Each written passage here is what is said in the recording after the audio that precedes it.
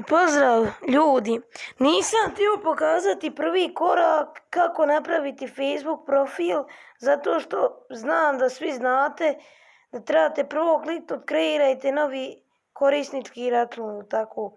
Pa onda kliknete dalje. Ovdje su svi neki moji budalasti i glupi mailovi, koji ću ja, pa nek bude ovaj ovdje. Iako neću se tako zvati, zvaću se Amar Gamer.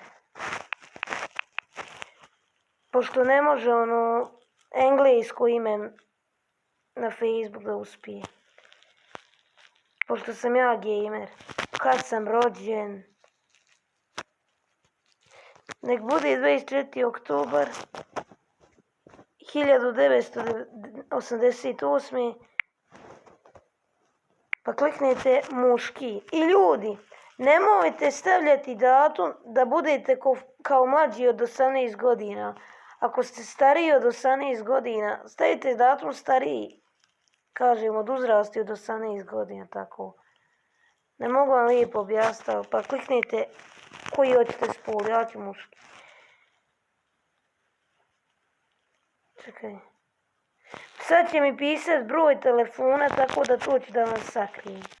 Kad ste ukucali broj telefona, onda trebate ukucati... Ne. Kad ste napisali svoj broj telefona, onda kliknete dalje. Pošto sad trebam ukucati svoju lozinku, neću da vam ni to pokazujem, napravit ću pauzu.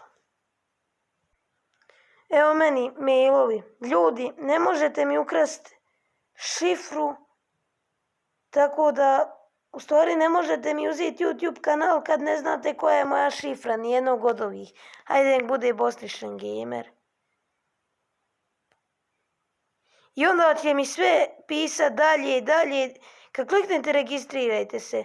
Pošto nešto se vidi o meni, broj telefona moj, to ću da kliknem pauza, pa kad kliknete registrirajte se. Sve trebate kliknuti dalje. Eto. Znači, kad kliknete registrirajte, da, sve dalje. Ljudi, nisam vam baš lijepo objasnio, znao sam ga zbuđio, zbrzo sam ga. Treba ste kliknuti u redu ili dalje. Znači, negdje piše u redu, negdje će vam pisati dalje, tako da preskoči.